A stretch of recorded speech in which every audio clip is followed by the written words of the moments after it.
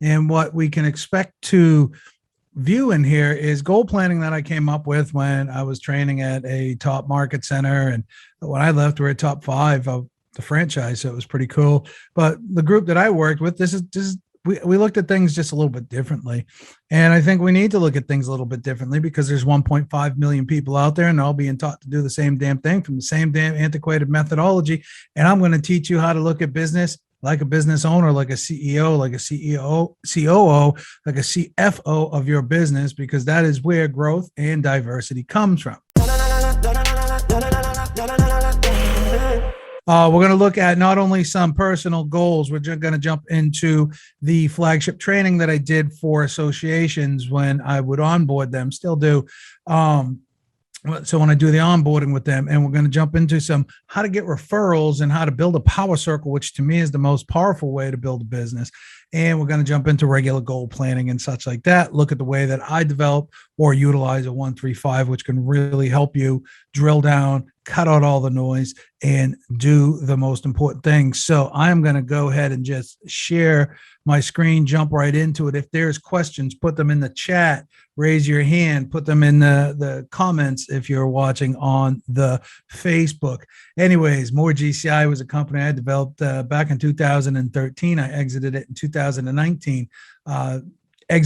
Sold the software, if you would. I retained all the rights to the trainings and things, and I like to share them now with people because, well, I can, and I think it's still greatly needed. So every business, and this is before I get going, Michael Gerber was a mentor of mine in 2020, right at the beginning of 2020. All before that, completely was engrossed in his training, the E-Myth, and I think it should be required reading or study for anybody coming into the business. So let me admit, trying to let people into while I do this. So let me move this thing out of my way because it's in the way. So let's just jump right into it. Very heavily influenced by Michael Gerber, and it's broken down for you all. Every business must ask itself, what is our vision? What is our purpose? What are our goals? And what is our exit strategy? If you don't know, you start with the end in mind. If, I've been told that from many different people. I've been mentored by CFO of a large mutual fund company, second largest. Been mentored by one of the sharks, some amazing people, and they all ask me the same question. Attorneys ask me the same question. Well, what's the exit strategy? What are you building for? Dan Stewart, my friend from Happy Grasshopper, asked me a question, which is very profound, which you ask yourself too.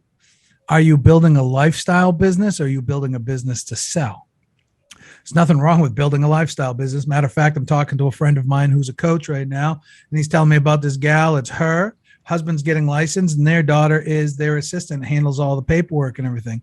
And I'm like, wow, that's fantastic. That is an amazing lifestyle business that your whole family is involved in, right? So that's a cool thing. There's nothing wrong with that. Just you got to know what you want. It doesn't matter what I want. Nobody's going to judge you. What matters is what you want. So everybody must ask it. Every business must ask it. What's the vision? What's the purpose? What's the goal? What's the exit strategy? Most businesses don't even have this written down. That in turn turns you into self-employed. I know we talk a lot about you owning your own business and everything, but there is a distinct difference between being self-employed and owning a business, right? A business functions and operates without you. Self-employed doesn't. So anyways, there's 3 levels of business. That's the entrepreneur level. That's the part where Michael Gerber would say you had an entrepreneurial seizure and decided that you're going to start your own business. Entrepreneur, the manager and the technician, right? The entrepreneur, you're an entrepreneur too. You've taken this crazy gig that has no safety net in it, and you only get to reap what you sow, right? You don't even get to do that because there's a lot of spoilage. You don't get it all, right? We got to know that, and we understand that. Oh, what are you doing to me? So we'll get deeper into that entrepreneur, technician, manager thing in a minute because it is core. It's core to my success. It's core to the thousands of agents that I've taught. And when you look at it this way, it will maybe helpfully break free some things that may be holding you back. So, I would say everybody write down your vision. And this PDF that I'm using here, I believe it's up under the file section of Lab Coat Agent. So you can go up under there, UPAD, look for UPAD, see if you can find it. If not, ping me and I'll send you over a copy. What is your vision? What is your purpose? right? The two are different. Your purpose might be that you want to help animals.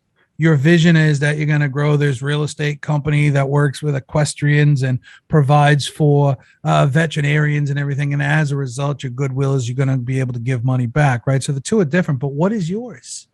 No wrong answers here. That was a Max Headroom thing. No wrong answers, right? Write it down. It only matters to you, man. But you should know this stuff. What is your vision? What is your purpose? And then this one, we're going to start getting a little bit into the entrepreneur management technician level. The entrepreneur basically is the CEO, the president, right? Who is your CEO? Who is your manager? Who's making sure that the technician who does the work, the job, is getting done? Right? The manager is the go-between between the work getting done and the person who says, this is what I want done, right? You're managing to make sure that that work, those tasks, those sales calls, those follow-ups, those transactions, those everything gets done. That's what the manager's job is. So now we're going to get into some real meaty stuff, which is really cool. Under the UPAD principles for success, understand, the PDF, there was a question in the chat. The PDF is in Lab Coat Agents in the files section, but I can send it over to you as well. Just send me a message. I can definitely send it over to you. The UPAD principle for success, understand planning, action, and discipline. This works everywhere in your life. Everywhere in your life, not just here, not just real estate, not just all that, but everywhere in your business. So when we take a look at the one on the right-hand side with the circle and the arrows around it, the entrepreneur is responsible for everything, right? You, the realtor, you, the agent, you're responsible for everything. And the manager's job is responsible for understanding what your goal is. You got into this business. What do you want to do? What's your vision? What's your purpose? Maybe it's a monetary goal. Michael told me that money is always a consideration, but it is not the end goal, right? It's not the purpose. It's not the vision, nothing. It is a consideration. You got to get paid, but it's not the purpose. Maybe yours is. That's okay. We ain't judging. Maybe you say, I want to make $10 million over the next 10 years and I'm going to retire. That's cool too, right? Whatever. There's no wrong answers in here. Hold on one second. There we go. So let me go back over here. So the manager is really responsible for understanding and planning. Now follow me here, right? You understand, okay, I want to make $250,000 gross a year because that's going to give me the quality of life that I desire, I seek. You're going to make a plan for, maybe yours is 100, maybe yours is 1 million. Again, no wrong answers. I've been to the top. It's a lot of work, right? It's a lot of work. You're going to understand. You're going to make a plan. You need to make a plan to do it, right? If you know that you need to sell 100 homes in order to hit that number, or 50 homes to hit that number, or 20 homes to hit that number, now you at least have what the goal is going to be, or what the goal post is, right? We have something that we can drive towards. And then you can say, okay, I need to sell 50 houses, which every coach, every training company has a way to break that down mathematically to conversations or appointments. We took ours when we're doing it out of the MREA by Gary Keller, page 180 and 181. And we broke it down to a fraction, right? Or a decimal, which I'll show you in a minute, which will mathematically it works, right? It's crazy. But anyways, you understand and you make a plan to do it. Then you give that action plan. You need to make X amount of phone calls per day or per week or per month, whatever it is, warm calls, cold calls. You need to meet this amount of, you got to have these conversations. And then the key to it all, though, you see down here is this ugly D word, discipline. It's the hardest one of all. I struggle with it still, right? Discipline is hard. It's not easy. That's why the people, all these successful people, you always say, oh, discipline, discipline, discipline. But the key is about discipline is discipline means you're doing the work. The benefit to discipline is that it creates accountability back to your management level, your own self-management level, because there's nobody managing you unless you're on a team. Somebody saying, hey, we gave you 10 leads this week. How many of these, right? All that stuff. So the discipline creates the accountability back to the management level. So your entrepreneur level, they understand everything. The manager's level puts the plan together basically or the entrepreneur level, I should say, comes up with the idea. The manager's level is to understand and plan. This is all you. And then the technician level is to put it into action, have the discipline to do the work, right? And that creates the accountability back to the management level. Understand from this day forward, you are the CEO, CFO, manager, and the salesperson. You are everything, which means if you took some time once per quarter, once per year, when you're doing your goal planning, I like to shut it down half of December and just really get deep into understanding, where did I spend my money? What was the ROI on that? Where did we do this? What technologies are coming up? What are the trends in social media? Really get down. I can do a SWOT analysis. I've been in rooms of 20 people. I've been in rooms of 1,000 people. And when I ask people if they do a SWOT analysis, there's never many hands that go up. Strengths, weaknesses, opportunities, and threats. Wouldn't you want to know strengths, weaknesses, opportunities, and threats? Simply, you'd put a big plus on your piece of paper, SWOT. What strengths and weaknesses are internal, opportunity and threats are external. Thanks to my good friend Saul Klein for saying that to me one day, and it makes all the difference. Now you can understand too. Strengths and weaknesses are internal to the organization or internal to you. What are your strengths? Maybe you're an amazing networker, right? Maybe you're that real kind person with a high EQ, with a high I personality, and you can mingle with people and stuff like that. You're very likable, right? What are your strengths? What are the organization's strengths? What are the weaknesses? Because we all do have them. And this is when being real with yourself really pays dividends, because let's face it, a lot of the times we lie to our own selves. What are our weaknesses? What are we avoiding? What are the obstacles? How do we fix those? Because when you're able to identify the weaknesses, you're able to fix them, you see. You're able to overcome them. And opportunities, there's opportunities everywhere, even in adversity, right? Even in adversity, there's opportunity. What opportunities exist out there? I'm going to use Zillow as an example. I know it's a sore spot for so many. Oh, it is what it is. Zillow is an opportunity. Had you had the right production, you were in early, you got to become a Zillow Premier Agent or this other thing. A friend of mine's one, and they're closing a ridiculous amount of sales as a result of it. Is that right for everybody? Will it work for everybody? No, but it was an opportunity that he identified and went after. Other opportunities might be divorce, right? Niche kind of markets, or probate leads, right?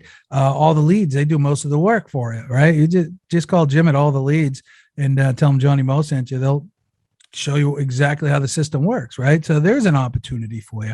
But there's also threats. Zillow's also a threat. Who knows what they're really up to, right? So we're gonna use them again. But some of the threats are what was voted on at NAR, which is coming down, where buyer agents or the buyer agent co-broke is now going to be public information on websites. That could be a threat to some because they don't know how to prove their value to the consumer. And maybe they're in an area where they're always getting asked for money back and everything. So it might have an impact on their business. You need to understand these things so you can make adjustments for them, avoid them altogether, whatever your situation is, but do a SWOT analysis and be real with yourself. And it's not a one-time document. You don't just sit down and do it like an email. Do it, put it up on your bulletin board, or, tape it to your wall. And every time, or keep it digitally if you want. Every time something pops into your head, you can add it. You can take things away. There's templates for this online. If you just Google SWOT analysis template, you'll come across a bunch of them. I would suggest everybody does one.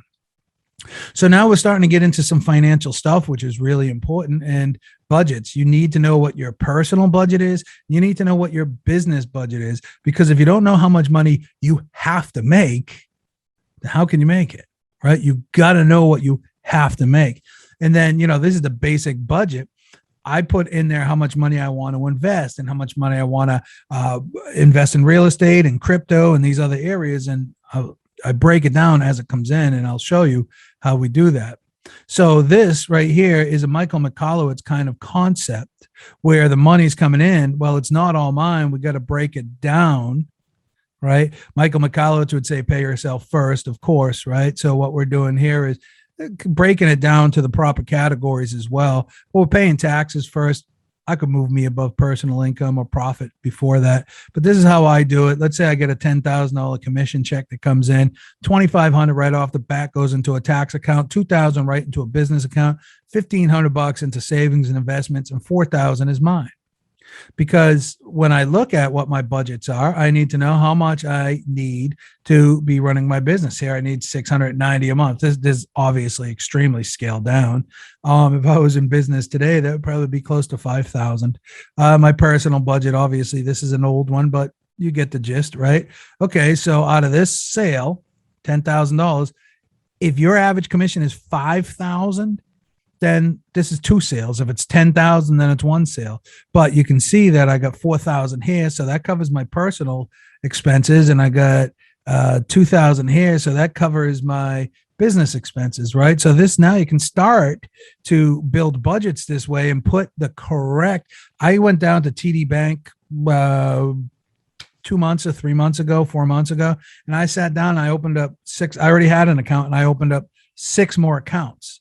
Some of these accounts don't have a check-in or a checkbook, don't have a checkbook. I could order them, obviously, or a credit card or a debit card attached to them. They're just there to hold. Like the tax account, I'll send the money directly from there through an electronic payment. So I don't need, right? So I move the money according to this 25%, 20, 15, 40%.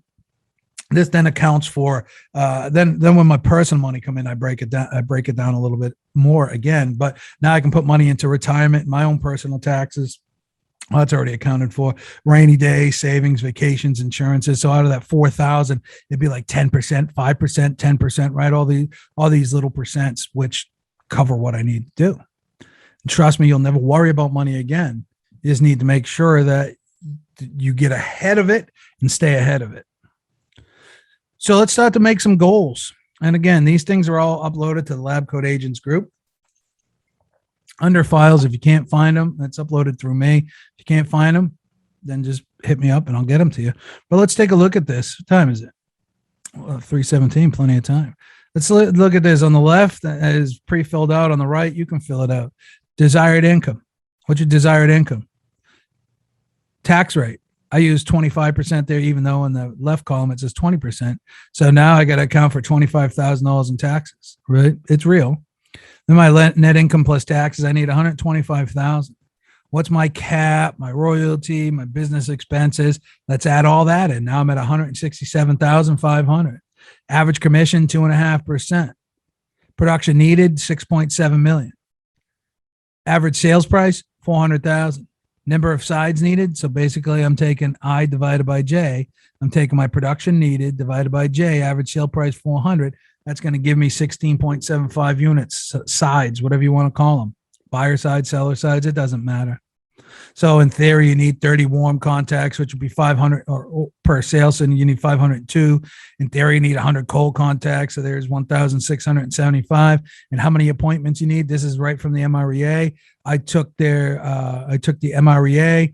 How many leads that are going to close from a buyer side and a seller side? I came out with 0.48. So you need, in order to get 16.75 closed sides, you need on average 35 unique and qualified first appointments only.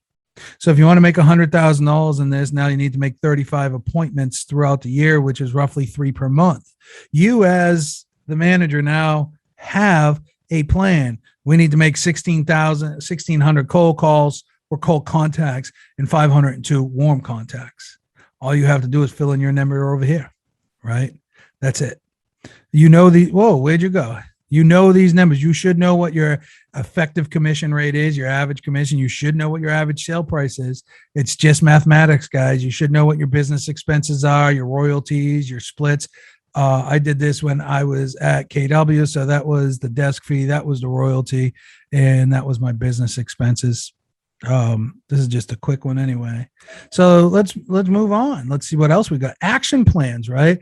We got to make that action plan. So we're going to get into a 135. We now know we need 35 unique and qualified contact or appointments to get that number that we want. And obviously, if you wanted to make 200,000, these numbers just double. If you have, it all adjusts. That's the beauty about mathematics. It all adjusts. You can put this into a spreadsheet and it all adjusts automatically, right?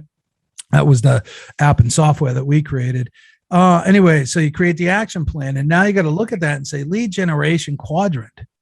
What does that mean? Well, I'm going to get my lead generation quadrant. I got calls, networking, online marketing. How are we going to get these appointments, these calls, these conversations? How are we going to do it? You're going to some form, this is where you start to define your strategy. It's going to come from some form of call. Either you're going to call expired, circle dialing, 10, 10, 20, those kind of things. You're going to network with inside your community through charities, through your power circle, through clients and SOI, sphere of influence, sphere of influence. I hear lots of people calling it. It's a sphere of influence. Online, we got social media. That is a week-long conversation. And then you got digital ideas, portals purchased, right? And then you got marketing, which is traditional print, door knocking, mailers, billboards, those types of things. What are you going to do? You can't do all of them. What are you going to do? Everybody seems to be doing the same thing. At the same time, I would say you want to put some consideration into active and passive lead generation tools. Active means you're actually doing it. You are exchanging time from value, right? Time for the activity. Circle dialing, SOI calls, expired calls, networking, FISBOs, door knocking, power circle. Those are all active type activities. Passive would be blog, newsletters, postcards, portals, billboards, community pages, digital ads, newspapers, blogs, those types of things you do one time and they live out there. What should really be here is video. This is a little bit older. We didn't have it on this one, but video is the most popular and powerful thing you can be doing.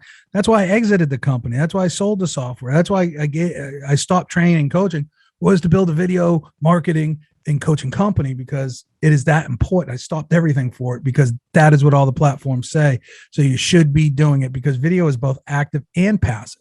And when you do it rightly, you can have videos for buyers. You can have videos for sellers that automatically go out to them. You can have videos on YouTube and Instagram and all over Facebook, all over the place, that are always continually running and driving traffic and branding and ads, and not ads, but leads and things like that. And accountability, I would ask yourself, who holds you accountable? It is the most important thing. It's the most important thing. I'm going to say it again. It's the most important thing. Accountability is so clutch, right? Who's holding you accountable?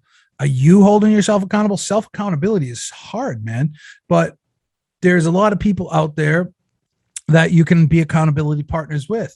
In the very beginning of my career, there were 2 other brokers in my office. We would go to lunch once a week and say, what's on your agenda this week? What are you doing? Okay, last week we would hold each other accountable. Last week you said you were going to do this. How was your last week? Okay, great. So you got to make up 10 calls this week. Yep. Okay. So we would have these conversations, but we held each other accountable. If you want to be successful, you want to be around other people that want to be held accountable too. It sucks, but you got to do it. It's the most important thing you got to do. It's as vital as air to your business. Who holds you accountable? And then follow up. I've heard it said 100 different ways, but I'm just going to say it like this. The fortune's in the follow-up, y'all. The money is in the follow-up. The average agent gives up after about 2 or 3 calls. And I'm being generous. There's statistics out there and everything else like that. Jesse Bodwin probably can tell you 100 of them. He, owner of Call Action, smart guy when it comes to this stuff. But the average agent gives up after like 1.75 times. It's ridiculous. Most will 3. The magic happens around 11 to 13 now. So you got to continually follow up, and it's all mindset. It's all up here. So if you come into work and you don't have a time block schedule, then you're just reactionary all day. You're not being intentional. And I can promise you, intentional activity makes you more money. Every day of the week, intentional activity is going to make you more money. So if you come into the office and you say, okay, from 9 to 11, I'm going to do all my follow-up calls. I'm not going to be interrupted. I'm not showing properties. I'm not doing anything. But what happens is Sally calls and says, or Tommy calls or texts and says, hey, this hot property just hit the market. Can we see it tomorrow at 9? Yep, no problem.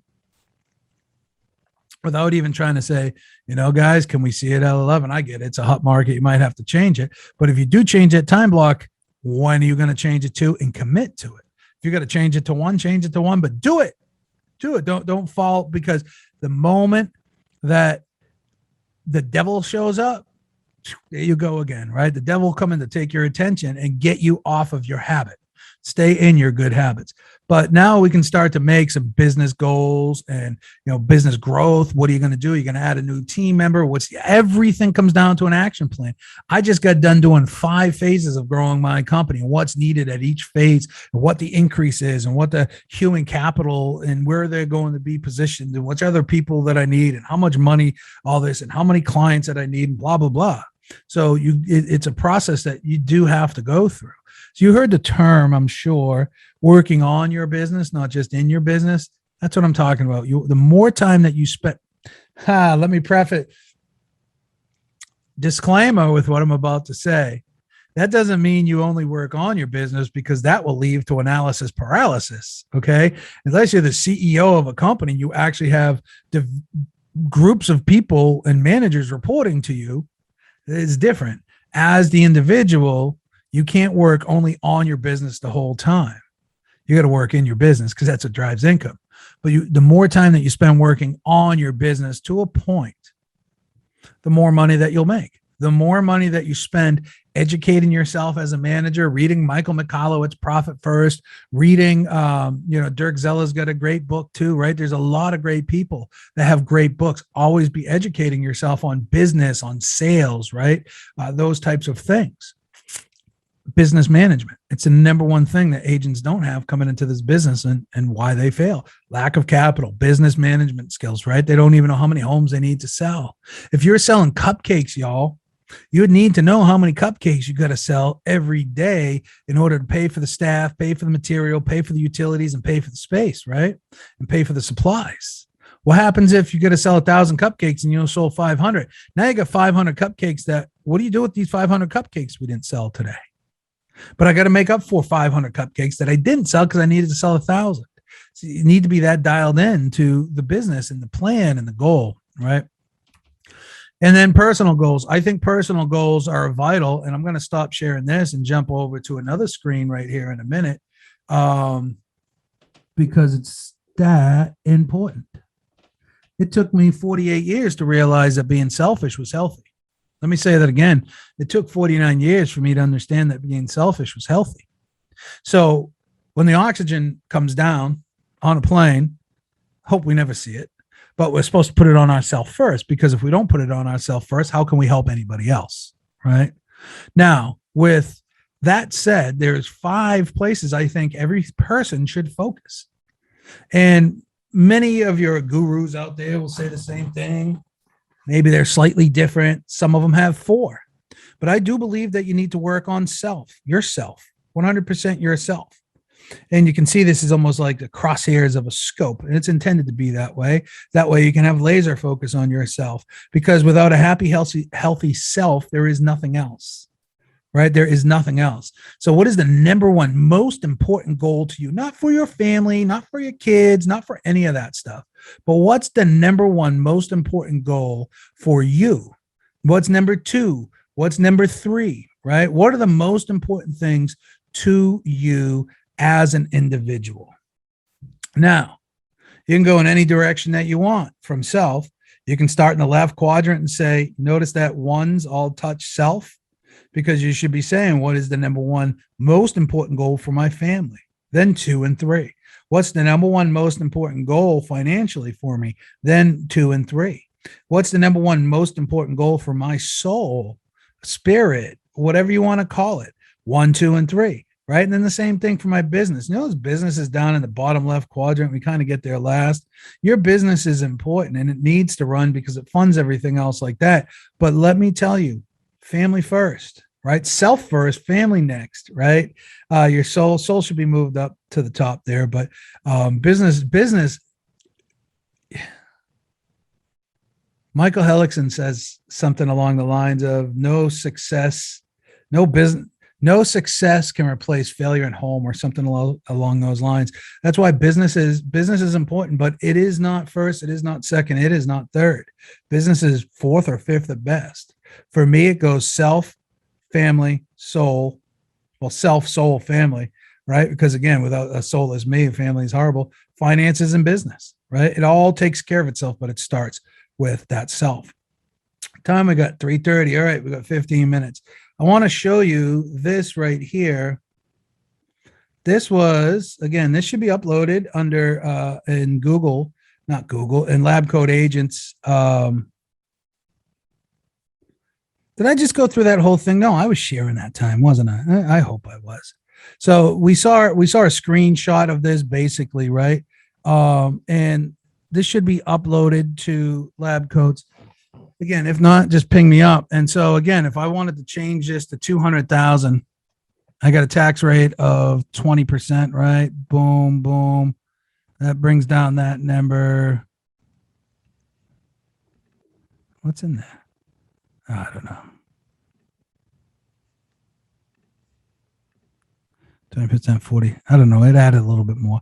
Good. Then I get my cap, right? If I wanted to change it to this cap, 16,000, no more royalty, right? In order to do that, you're going to be at 2,500 a month, right? So 2,000 times, that's 25,000. Yeah, let's just call it 25,000. I need to make 291 to put 200 in my pocket. We all can agree that that's probably pretty close to reality, right? We don't get to keep the whole 291. We got to pay the man. And then the average commission is right here. Maybe you're getting 3%. There's a downward pressure in commissions, right? So I'm just going to leave mine there. Average sale price 400. I need to do 11.6 million in sales in production. I need to do 11.6 million, which means I need to do 29 $400,000 sales, which means I need to do 2.43 per month. Right now, let's break this back. 200,000 might intimidate some people, right? So let's put 100,000. Not everybody wants to go for that big, the big Rick number. So now we're down here to 6.4 million and 16,000. I mean, 16.6 sales, 1.3 a month. That's really doable, right? Now let's just say, what if you wanted to do 500,000? Right? It's all math. It's good to look. It's good to dream. 666. I don't like that. So we're going to go 550. 72 transactions, 6 per month, 30 million. What if your average sale price was 500,000? Right? You need to do 58. So you see right there, the math doesn't lie. Some of it doesn't move, right? Your adjusted gross doesn't move. Taxes don't move. They are real things that aren't going away. What if you're Mr. or Mrs. Awesome? You get 3% on every listing. Obviously, that goes down. That changes. This is where coaches really earn their money, guys, where they're able to adjust this or adjust that. Let's go back to the original 400,000. I'm going to go here. I'm going to do something with this is a real case scenario at my old market center. So I talked to somebody, this is several years ago. This is going back 2014, maybe. So he first year in the business, and I'm like, well, where are you at? This, that, the other thing. And he's like, he told me his numbers and stuff, and we plugged them in. And I said, oh, that's real easy. You want to give yourself, you want more time, you want more income. Then let me just show you what a little adjustment would do. You're here at 32 transactions per year that you need to do, right? 6 million in sales. Your average sale price is 187, right? And his average commission was 2.75. I said, if you just focused on a different neighborhood, now these numbers are way different now, right? They're pretty 400,000 or something. I said, if you focused on a different neighborhood and you increased your sales price, you'd have to do that many less sales, right? You'd have to do that many less sales. How about that? Would that work? And he's like, yeah, absolutely. I said, then how about if we're able to increase that commission a little bit, right? And don't waver from it. Look at that. We got them down from 30 some odd sales down to 25 sales. Now the kid's killing it, right? Growing a team and everything, but you're absolutely crushing it. But by understanding these numbers and understanding where we're giving away money, we can recapture that money. Let me see what else fun stuff I have over here. I told you I'd talk to you about the 135, right? I want to show you the 135 in a second. I got 2 more things to show, and the 135 will be second. So let me share this one out there because I think this is so underutilized, understood in this business. Now, what this is going to show, hold on one second.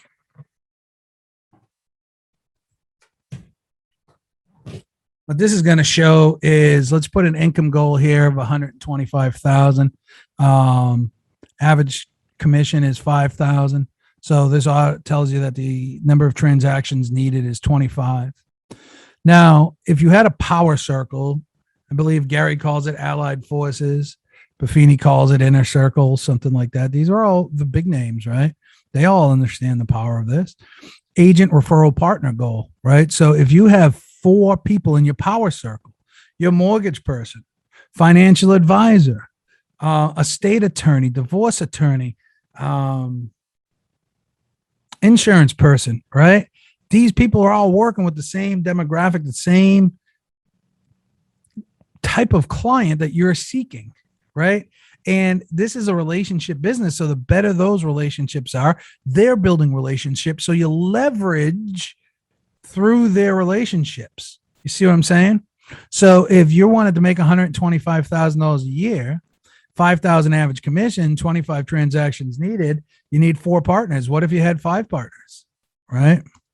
Then you referral goal from each partner would be 5.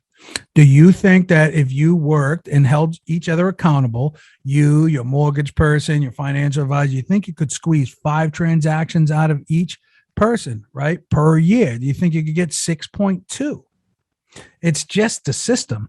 What if you only wanted, what if you knew that you're going to make, you want to make some phone calls and you know you're going to make some money from the phone, right? You're going to make a quarter of your money from there. So a quarter of 100,000 is what, 30 some odd thousand, 35,000. Let's call it $35,000, right? Now total transactions needed. That's too easy. 52,000. $1,000 a week, right? 52,000. Can you add $52,000 of income to your business? Add obviously an average income per transaction or commission, GCI per commission, 5,000. Total transactions needed 10. You got 4 partners. Do you think throughout the year that if you had the right 4 people, that you'd be able to get 2.6 closed referrals from those people in a year? Everybody say yes. You can even look at this differently. If you can get, 4 of your past clients in the sphere of influence to give you 2.6 throughout the year, it's possible. But when you have that core power circle who will go to networking events with you, who will sponsor events together, who will put a newsletter together with you. Imagine getting a newsletter that's got you, the financial advisor, the mortgage person on it, advice from the title person. That's going out each month to your people. When you have a networking events or holiday parties, you're supporting each other, right? You're at these places and you're meeting their first level, your second level. There's a ridiculous amount of business there, but it all starts with you understanding, all right, who is my mortgage person, my financial advisor, my attorney, those kind of things. Okay. So oftentimes the 135 is just 135, right? What is the one main goal? What are the 3 strategies? And then the 5 efficiencies, I guess you would call them, right? I do it a little bit differently. I always want to know what my yearly goal is for GCI, what my year-to-date actual is, and what my gap is. I want to know this every month. So every month when I do one of these, I'm going to know my numbers. I'm going to say my yearly goal. My operations manager would do this for me now. Your yearly goal, what your year-to-date actual is, and what your year-to-date gap is. And then I come down here to say, okay, my GCI goal is here, my actual is here, my gap is here, because I need to know what I need to make up. Am I ahead or am I behind? I need to know this. Everything in real estate isn't reactionary day to day, even though that's how we operate as salespeople. The function of the business doesn't operate that way. We've got to stay in tune with it, right? So what does that mean? My number of appointment, what's my goal at the end? How many did I actually do at the end of the month? What's the gap? How many I got to make up next month? How many contacts do I have to make? What did I actually make? What's the gap? And then come down here, look, week 1, 2, 3, 4, if you have 5 weeks in that month. And I put in here, these are the things that I'm going to do. So let's just take a look here. This might be call 2 hours a day, 5 days a week. Power circle meeting, right? A networking event, social media ads or messing around in groups or whatever it is that you do, right? Um, Send out a monthly mailer to past clients in Sphere. You fill this in and just do that. You have nothing to worry about. One of the problems that we have in our industry, again, this is uploaded to Lab Coats too. One of the problems that we have in our industry is there's no safety net. There's no stop button. There's no guarantees. There's no accountability. There's no nothing. It's completely up to you, 100% up to you. And you have to operate on that level all the time. We come in, and if you have a 9 to 5 job, you come in, you punch the clock, your set of tasks have already been decided for you. Your job was created around this particular set of tasks. You come in, you execute these tasks. At the end of the week, you get a paycheck. We come into the office. Nobody's created nothing. No broker owes you anything. They've given you the platform for you to run your business. So you got to come in knowing, and that's what the 135 is great about, because you can lay out what your strategy is going to be for each week. And then you come in and you just execute, shut it off.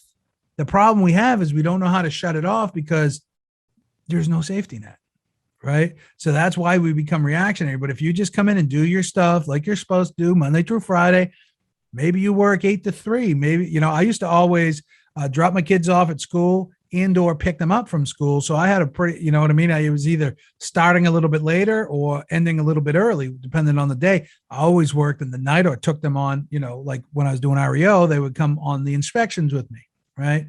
Logically, not all of them. They didn't come to the inner city with me. But they would do drive-bys or pictures and those types of things. But I knew coming in every single day that I had to do this, and this. And when those things were done, I was done. I didn't worry about, I got to do something else. I got to do something else. One of the biggest problems we have as agents is that never ending perpetual motion, or that we have to do something. We don't. If we know what we're supposed to do, just like a regular job, you come in and you execute those tasks. Then maybe in your free time, you're able to work a little bit more on your business to say, okay, this is working, this isn't, that needs to be adjusted, and so on and so forth. Anyways, I finished with 2 minutes to spare. That was pretty good. So thank you.